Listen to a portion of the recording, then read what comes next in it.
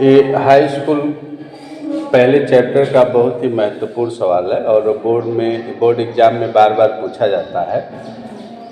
इसके पहले इस तरह का एक और मैंने √5 √2 का वीडियो मैंने डाल दिया है कि वो सिद्ध करना अपरिमेय संख्या है। तो यहाँ पे इस तरह का कि सिद्ध कीजिए 3 + √5 एक अपरिमेय संख्या है।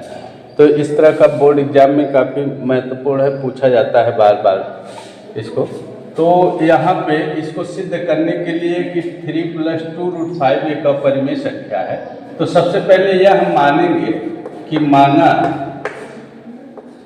3 + 2 √5 एक परिमेय संख्या है, एक परिमेय संख्या। इसको हम पहले परिमेय संख्या सपोज करें, परिमेय संख्या है। अब 3 + 2 √5 एक परिमेय संख्या है, तो जब परिमेय संख्या है तो इसको हम 3 + 2 √5 को हम p/q के रूप में लिख सकते हैं।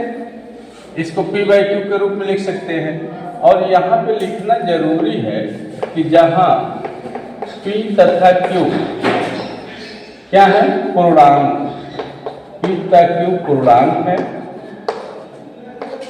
और q की वैल्यू 0 के इक्वल।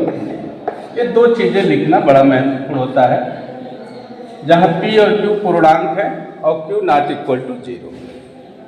अब चूंकि अब इसको प्रूव करने के लिए पहले जो केवल रूट वाला यहाँ पे न्यूमेरिकल अब वैल्यू को छोड़ के बाकी सबको इधर करेंगे।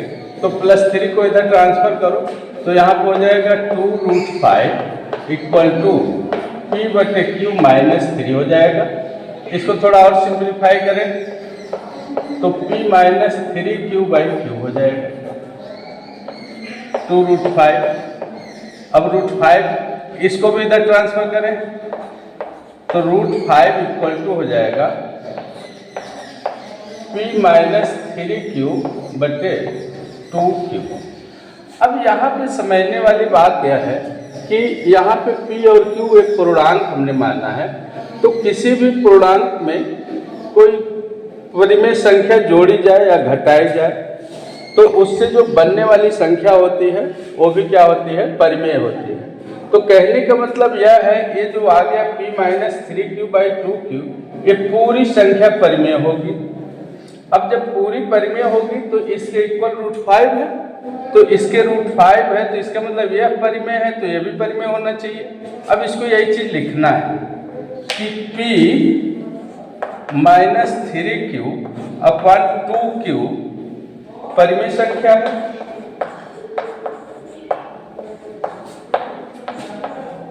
परिमेय संख्या है।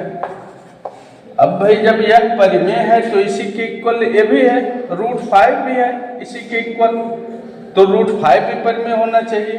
तो ये चीज लिखना है स्टेटमेंट में यहाँ, तो √5 भी परिमेय होना चाहिए, होना चाहिए। लेकिन ये हमको पहले से पता है कि √5 क्या है, अपरिमेय संख्या है। लेकिन जबकि यहाँ पे इसके इक्वल होने के नाते यह पता चल रहा है कि यह अगर परिमेय है तो यह भी परिमेय होना चाहिए। तो ये चीज स्टेटमेंट में लिख दिया गया। लेकिन यहाँ पे भी लिखना है, लेकिन हम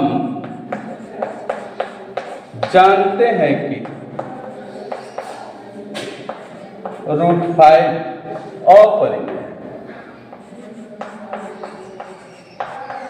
अपरिमेय है। अतः यहाँ पे हमने माना था, तो अब जो माने थे कथन, तो इसका मतलब गलत हो गया, तो ये लिखिए इसको। अतः माना गया कथन